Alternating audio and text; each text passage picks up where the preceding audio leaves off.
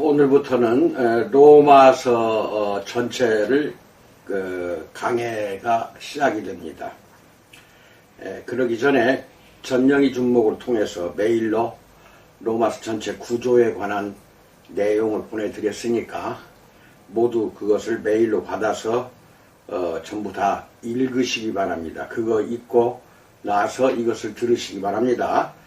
첫 번째 강의 복음을 부끄러워 말라라는 주제를 가지고 하는데요.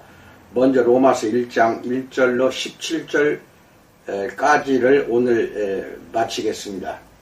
여러분은 이미 주지한 대로 로마서 1장 1절로 17절을 읽었어야 됩니다. 읽지 않았으면 지금이라도 읽으시기 바랍니다. 인생이라는 끝없는 공부의 기간이지 놀고 시간 낭비하는 기간이 절대로 아닙니다. 여러분의 성장과 여러분의 기독교적인 성공을 위해서 또 선교사나 목회자로 부름을 받고 사역을 하기 위해서는 열공을 하지 않으면 절대로 안 됩니다. 특히 로마서는 그래서 더 소중하고 중요합니다. 잘 들으시기 바랍니다.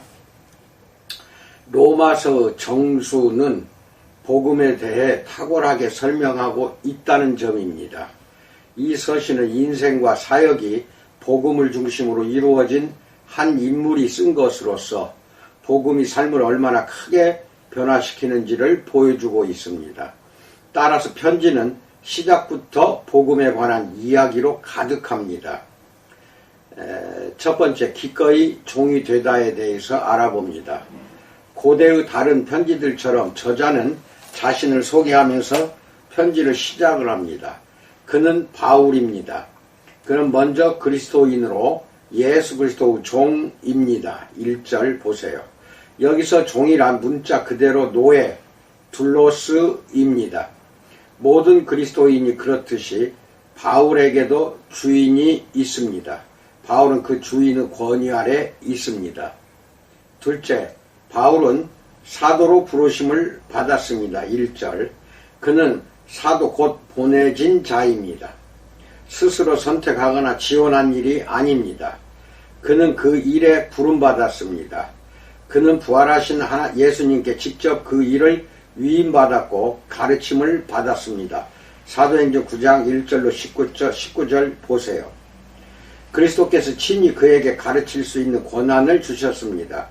바울의 편지는 성경이 되었고 거기서 진리가 드러났던 것입니다. 하지만 주님은 왜 바울을 사도로 부르셨는가요? 그가 하나님의 복음을 위해 택정함을 입었기 때문입니다. 1절을 보세요. 택정함을 입다로 번역된 단어의 원래 뜻은 분리되다, 곧 다른 모든 것으로부터 떨어져 나오는 것을 의미합니다.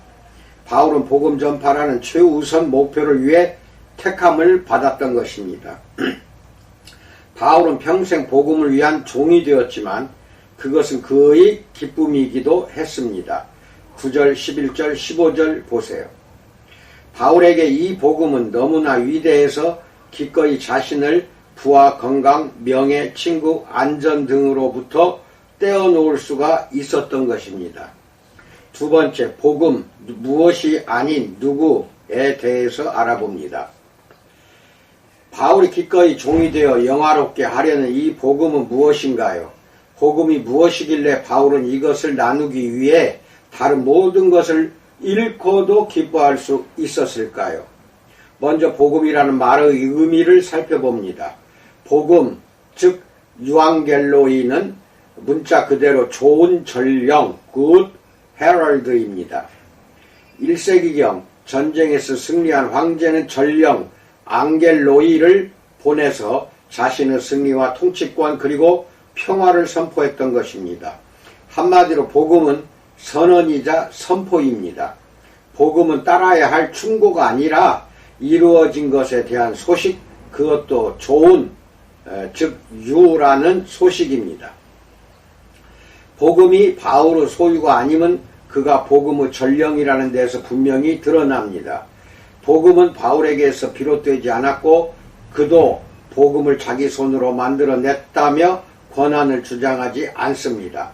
오히려 복음은 하나님의 일절 것입니다. 그러므로 복음을 우리 시대에 맞게 고치거나 살아가는데 거북하지 않도록 희석시킬 수는 없는 것입니다. 복음이 하나님의 것이기 때문에 우리 인간의 마음대로 변경시키거나 희석시키지 마십시오. 복음은 새로운 것이 아니며 오히려 하나님이 선지자들을 통하여 그의 아들에 관하여 성경이 미리 약속하신 것입니다. 2절 모든 구약 성경은 복음에 관한 약속이면서 복음의 선포를 예시하고 있습니다. 바울은 이 토대 위에 하나님의 전령으로 서 있습니다. 구약 성경은 지금 하나님이 생생하게 선포하고 있는 복음에 대한 그림자가 구약 성경입니다. 복음의 내용은 그의 아들입니다. 3절 복음의 중심에는 예수님이 있습니다. 복음은 개념이 아닌 한 분에 관한 것입니다. 우리가 아니라 그분에 관한 것입니다. 복음이 근본적으로 우리의 인생과 꿈, 희망에 대한 메시지가 아니라는 것을 이해할 때까지는 결코 복음을 제대로 우리는 알 수가 없는 것입니다. 복음이 우리에 대한 것이 아니라 사람이신 예수님, 하나님의 아들에 관한 선포이기 때문에 우리의 인생과 꿈, 희망이 새로워지는 것입니다. 이 아들은 다음과 같은 분입니다. 첫째, 완전한 인간이었습니다.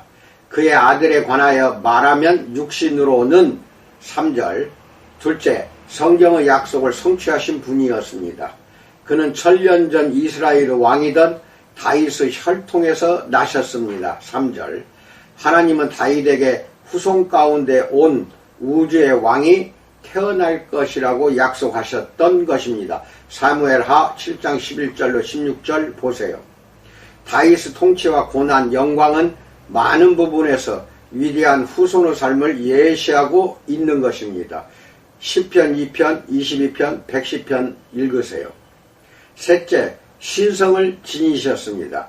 그 아들은 성결의 영으로는 죽은 자들 가운데서 부활하사 능력으로 하나님의 아들로 선포되셨습니다. 4절 바울은 예수님이 무덤에서 살아나신 그때 비로소 하나님의 아들이 되었다고 말하지 않습니다.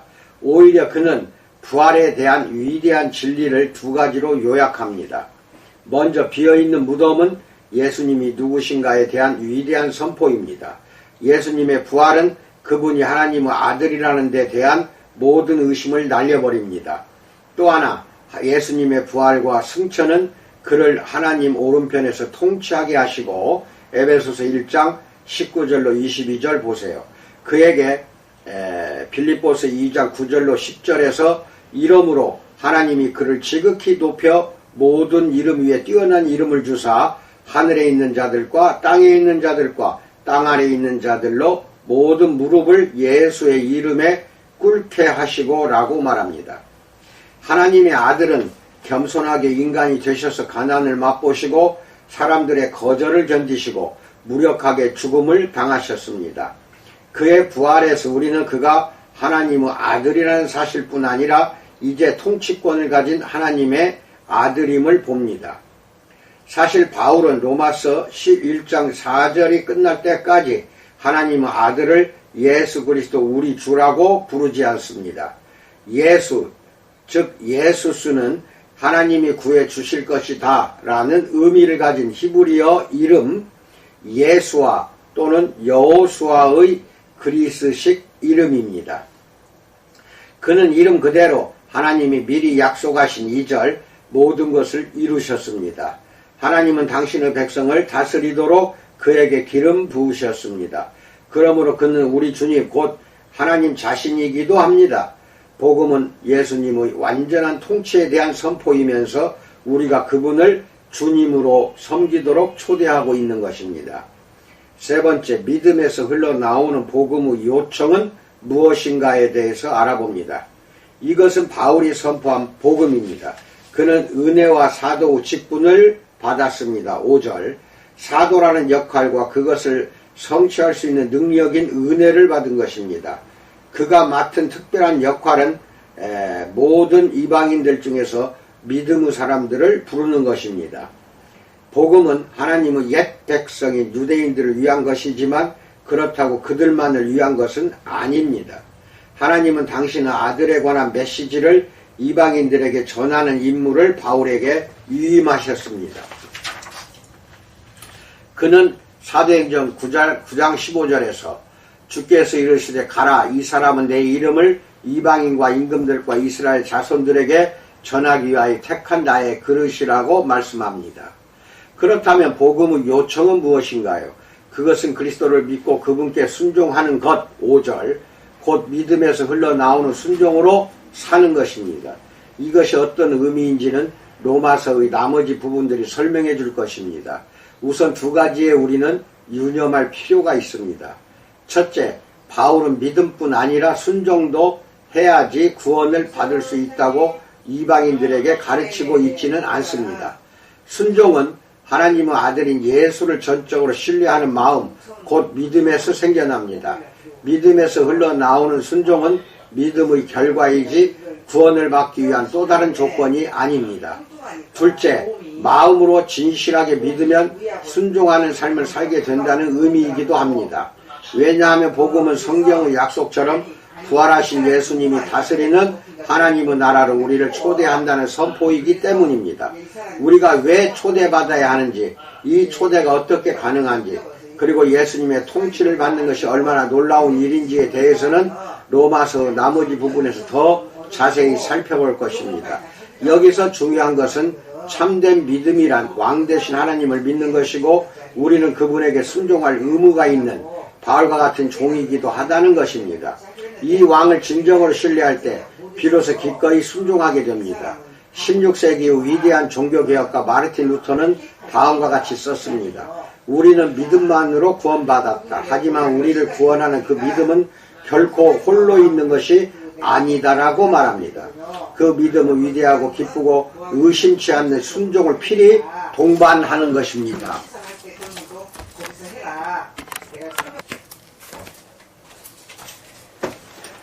네 번째, 바울이 로마를 열망한 이유에 대해서 알아봅니다. 바울은 로마에 있는 그리스도인들도 이런 믿음의 삶과 믿음에서 비롯되는 순종으로부터 예외일 수 없다고 말합니다. 6절과 7절에서 바울은 그리스도인들을 네 가지 놀라운 방식으로 묘사합니다. 첫째, 그들은 예수 그리스도의 것으로 부르심을 받았다. 둘째, 그들은 하나님의 사랑하심을 받았다. 셋째, 그들은 성도로 부르심을 받았다. 성도란 글자 그대로 순수한 사람들 내지 구별된 사람들을 뜻합니다. 넷째, 그들은 하나님 우리 아버지와 주 예수 그리스도로부터 오는 은혜와 평강을 누린다. 이상 네 가지입니다. 바울은 계속해서 8절에서 예수 그리스도로 말미암아 너희 모든 사람에 관하여 내 하나님께 감사함은 너희 믿음이 온 세상에 전파됨이로다 라고 말합니다. 바울은 로마 교회에 관한 많은 소식을 들었지만 자신이 직접 그곳에 간 적은 없습니다. 그는 로마 교회를 위해 계속 기도해 왔는데 9절로 10절 이제는 자신이 직접 로마로 갈 수 있게 되기를 기도합니다. 10절 로마 교회가 이미 믿음으로 말미암는 순종 가운데 확실하게 서 있고 이들을 위해 멀리서도 기도할 수 있는데 바울은 왜 이렇게 로마 교회를 방문하고 싶었을까요? 11절에서 어떤 신령한 은사를 너희에게 나누어 주어 너희를 견고하게 하려 함이니 라고 말합니다. 그는 자신의 설교와 목회 능력을 사용해서 로마 교회가 믿음 안에서 격려받기를 원했습니다. 12절 여기서 보게 되는 놀라운 사실 하나는 위대한 사도가 단지 로마의 교인들을 격려하기 위해서 방문하고자 한 것이 아니라는 것입니다. 그는 자신도 그들로부터 격려받을 수 있기를 바랐던 것입니다. 12절에서 너희와 나의 믿음으로 말미암아 피차 안위함을 얻으려 함이라 라고 말합니다. 이것은 유의해서 볼 대목입니다. 왜냐하면 바울조차 다른 그리스도인들의 믿음으로 격려를 받으려 했다면 우리는 얼마나 더 그렇겠는가 한번 생각해 보세요. 11절과 12절은 믿음으로 말미암는 순종이 무엇인지를 부분적으로 보여주기 시작하는데 그것은 다른 이들을 섬기고 그들로부터 겸손하게 섬김받음으로 그리스도께 순종하는 것입니다. 11절은 하나님께 은혜로 받은 은사라면 그것이 무엇이든 다른 이들의 믿음을 강하게 하는데 쓰라고 가르치고 있습니다. 12절은 다른 사람들이 하나님께 받은 믿음과 은사를 우리의 믿음을 더 강하게 하는데 쓸 수 있도록 허락해야 한다고 가르칩니다. 우리는 믿음의 본이 되는 사람들과 함께하는 교회의 모임에서 조금의 격려도 받지 못한 채 집으로 돌아와서는 안 될 것입니다. 그렇다면 매주 가지는 집회와 모임에서 이런 격려를 실제로 어떻게 받을 수 있을까요? 그것은 능력 가운데 부활하셔서 다스리시는 예수님을 하나님께서 당신의 아들이라고 선포하셨음을 기억하고 또한 예수님을 믿는 믿음에서 오는 은혜와 평화를 누림으로써만 가능합니다. 우리는 이것이 진리이며 기이한 일이다 라고 말하는 다른 믿는 사람들과 함께하고 있는 것입니다. 우리는 이런 믿음과 순종을 우리 주변 어디에서나 볼 수 있습니다. 다른 이들은 자신의 은사를 우리를 위해 쓸 수 있고 우리도 그들을 위해 그렇게 할 수 있습니다. 이것이야말로 우리를 격려하고 더 강하게 만드는 것입니다. 다섯 번째, 누구에게나 복음이 절실히 필요하다에 대해서 알아봅니다. 바울이 로마를 방문하기로 한 것은 피차 격려하는 것 외에 또 다른 목적이 있었습니다. 13절에서 여러 번 너희에게 가고자 한 것을 너희가 모르기를 원하지 아니하노니 이는 너희 중에서도 다른 이방인 중에서와 같이 열매를 맺게 하려 함이로되 라고 말합니다. 열매를 맺는다는 것은 두 가지 측면에서입니다. 먼저 바울은 로마 교회 안에서 추수하기를 원합니다. 말씀을 듣고 받아들이는 사람들은 마가복음 4장 20절에서 좋은 땅에 뿌려졌다는 것은 곧 말씀을 듣고 받아 30배나 60배나 100배의 결실을 하는 자니라 라고 예수님이 생생하게 묘사한 것과 같은 의미에서입니다. 하지만 그 다음 절을 보면 바울은 교회 밖에서도 추수하기를 원합니다. 마치 예수님이 그의 제자들에게 이르시되 마태복음 9장 37절로 38절에서 추수할 것은 많되 일꾼이 적으니 그러므로 추수하는 주인에게 청하여 추수할 일꾼들을 보내주소서 하라 하시니라 라고 말씀하셨듯이 말입니다. 바울은 격려하고 전도하기 위해서 로마로 가려 했습니다. 바울은 헬라인이든 헬라인이 아니든 지혜롭든 어리석든 종족적 배경이나 지적 수준에 관계없이 모두에게 빚을 지고 있다고 말합니다. 14절. 빚진으로 번역된 이 말은 갚을 의무가 있다는 뜻입니다. 그때까지 바울은 로마 교회의 교인들은 물론이고 대도시 로마의 시민 중 어느 누구도 만난 적이 없습니다. 그렇다면 그는 어떤 의미에서 로마인들에게 빚을 졌다고 말하는 것일까요? 내가 당신에게 빚지는 상황을 생각해보면 의미가 명확해집니다. 먼저 당신이 나에게 100만 원을 빌려주면 나는 그 돈을 갚을 때까지 당신에게 빚을 지고 있습니다. 하지만 두 번째, 누군가 나에게 100만 원을 주면서 당신에게 전해주라고 했다면 나는 그것을 건네주기까지 당신에게 빚지고 있는 셈입니다. 바로 이 두 번째 의미에서 바울은 세상의 모든 사람들에게 갚을 의무가 있는 것입니다. 이것은 우리도 똑같습니다. 하나님은 바울에게 복음을 나누어 주셨고 더불어 다른 사람들에게 복음을 선포하는 일을 그에게 위임하셨습니다. 따라서 바울은 다른 이들에게 복음을 빚지고 있는 것입니다.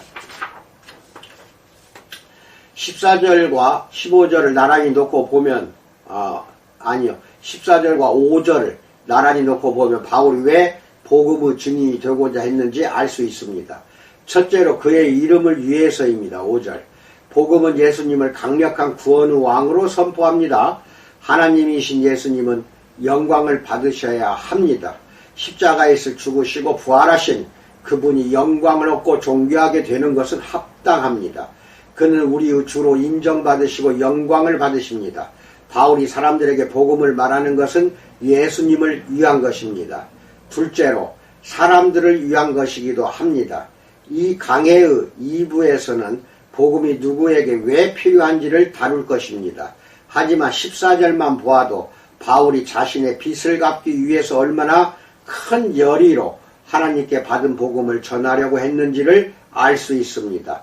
예수님을 향한 사랑과 존경, 사람들을 향한 사랑과 배려 때문에 바울은 15절에서 그러므로 나는 할 수 있는 대로 로마에 있는 너희에게도 복음 전하기를 원하노라 라고 했던 것입니다. 교회 안에 있든 아직 밖에 있든 누구에게나 복음은 필요합니다. 복음은 사람들을 믿음으로 불러서 믿음 안에서 자라게 합니다. 우리는 바울처럼 이방인을 위한 사도로서 특별히 위임되지는 않았습니다. 하지만 하나님은 우리에게도 마태복음 28장 18절로 19절에서 예수께서 나와 말씀하여 이르시되 하늘과 땅의 모든 권세를 내게 주셨으니 그러므로 너희는 가서 라고 하셨기 때문에 믿는 이들을 누구나 사람들을 복음으로 초대하는 일에 위임되었다는 것을 믿기 바랍니다. 우리 모두는 성교의 임무와 소명과 사명을 가지고 있습니다. 6번째, 복음이 거룩하고 불쾌한 이유에 대해서 알아봅니다. 하지만 어느 시대나 복음을 전하려고 열망하기보다는 16절 복음을 부끄러워하기가 더 쉽습니다. 부끄러워하는 이라고 번역된 단어는 불쾌한 이라고 해도 의미가 서로 통합니다. 어떻게 복음이 거북하고 불쾌할 수 있을까요? 첫째, 복음은 구원이 공짜이고 우리에게 과분한 것이라고 말합니다. 이것이 사람들에게 정말로 모욕을 줍니다. 우리가 영적으로 완전히 실패했기 때문에 구원을 얻는 길은 오직 완전한 선물을 받는 수밖에 없다고 합니다. 그렇게 자신을 도덕적으로나 종교적으로나 다른 사람들보다 더 고상하다고 생각하는 사람들을 불쾌하게 만듭니다. 둘째, 복음은 예수님이 우리를 위해 죽으셨다고 말합니다. 이것 또한 사람들에게 모멸감을 줍니다. 우리가 악하기 때문에 예수님의 죽음을 통해서만 구원받을 수 있다는 것입니다. 따라서 복음은 현대인들의 자기 표현에 대한 열망과 인간의 내재적인 선함을 말하는 대중적인 신념에 위배되기 때문입니다. 셋째, 복음은 선해지거나 영적인 사람이 되는 것만으로는 불충분하며 착한 사람이 아니라 예수님을 통해 예수님께 나아오는 사람만이 구원받을 수 있다고 말합니다. 그렇게 고상한 사람이라면 자기식으로 어디서든 하나님을 찾을 수 있다는 현대의 관념과 맞지 않습니다. 우리는 자율성을 잃기 싫어하는 본성을 가지고 있습니다. 넷째, 복음은 우리의 구원이 정복이나 파괴에 의해서가 아니라 예수님의 고난과 섬김을 통해서 성취되며 예수님을 따른다는 것은 우리도 그와 함께 고난받고 섬긴다는 것을 의미한다고 말합니다. 그렇게 복음은 편하고 안전하게 살기 위해 구원을 바라는 사람들에게는 거슬리는 것이 됩니다. 7번째, 복음은 세상 어떤 능력보다 강하다에 대해서 알아봅니다. 하지만 바울은 부끄러울 법한 이 복음을 창피하지 않습니다. 16절과 17절에 바울이 말하는 복음의 핵심이 잘 드러납니다. 바울의 중심 논쟁이면서 로마서 나머지 부분들이 비롯되는 구절이 이 구절입니다. 우선 바울은 복음을 부끄러워하지 않습니다. 이것이 16절 하나님의 능력이기 때문입니다. 바울은 종종 말에 불과한 것과 참된 능력을 대조시킵니다. 고린도전서 4장 20절 보세요. 바울에 의하면 복음은 어떤 개념이나 철학이 아닙니다. 복음 안에는 말과 능력이 함께 있는 것입니다. 복음의 메시지란 하나님께서 우리를 위해 하신 일과 앞으로 하실 일들에 관한 것입니다.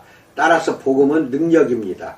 바울은 복음이 능력을 생기게 하거나 가지고 있다고 말하지 않고 복음이 바로 능력 자체라고 합니다. 복음의 메시지는 우리가 인지하는 것처럼 글자 그대로 하나님의 능력입니다. 복음은 사람들을 고양시키며 사물들을 변형하거나 새롭게 합니다. 복음의 윤곽이 드러나거나 비춰질 때 복음의 능력이 발산됩니다. 5세기 시리아의 주교였던 데오도레트는 복음을 후추에 견주었습니다. 후추는 겉으로는 차가워 보이지만 이로 아삭아삭 씹으면 치아 사이에 마치 불이 붙는 것 같다라고 말합니다. 마찬가지로 복음은 언뜻 보면 흥미로운 이론이나 철학 같지만 인격적으로 만나게 되면 그것이 가진 완전한 능력을 깨닫게 된다는 것입니다. 복음은 어떤 능력을 가지고 있는가요? 16절에서 구원을 주시는 능력이라고 말합니다. 생각과 마음, 인생의 목표, 세상사에 대한 지각, 인간관계 등을 완전하게 새롭게 하는 능력 말입니다. 복음은 우리를 구원할 수 있고 하나님과 화해하게 하며 하나님 나라의 시민권을 영구히 보장해 줍니다. 따라서 세상의 어떤 능력보다도 강력합니다. 이런 구원을 알기 위해서 필요한 것은 무엇일까요? 믿음밖에는 없습니다. 복음은 16절에서 모든 믿는 자에게 주어집니다. 믿음을 통해서만 복음과 그 능력을 받을 수 있다는 명료한 진술입니다. 마치 전등 스위치가 전구와 전원을 연결하는 통로이듯이 믿음은 복음의 능력에 이르는 통로이며 연결점이 됩니다. 바울이 복음의 능력을 무한하면서도 동시에 유한하다고 하는 것에 유의하십시오. 복음은 모든 사람에게 왔습니다. 먼저 예수님을 통해 유대인들에게 왔고 그 다음에 이방인들에게도 전해졌습니다. 말 그대로 복음은 모두에게 그리고 누구에게나 왔습니다. 하지만 바울은 믿는 모든 사람을 위한 것으로 한정하고 있기도 합니다. 믿는 자에게만 오는 것이 복음입니다. 8번째, 복음에는 하나님의 의가 들어있다에 대해서 알아봅니다. 복음이 삶을 새롭게 만들 정도로 강력한 이유는 무엇인가요? 복음에는 하나님의 의가 나타나기 때문입니다. 17절, 복음은 아들에 관한 것입니다. 복음이 성취됨으로써 하나님의 의가 나타나는 것입니다. 의라는 말의 영어 의미를 생각해보면 훨씬 잘 이해할 수 있습니다. 당신이 속한 조직에서 다른 사람들과 올바른 관계를 맺는 것은 어떤 의미인가요? 이 말은 다른 사람이나 조직에 갚아야 할 빚이나 채무가 없는 것을 말합니다. 관계를 위태롭게 할 만한 전력이 당신에게 없다면 다른 사람들은 당신을 순순히 받아줄 것입니다. 상대방이 당신을 적대적으로 대할 이유가 전혀 없습니다. 하나님의 의란 하나님의 의로운 성품을 말합니다. 하나님은 선하시고 거룩하십니다. 아무 흠결이 없으십니다. 그런데 바울은 여기서 하나님으로부터 오는 의에 대해서 말합니다.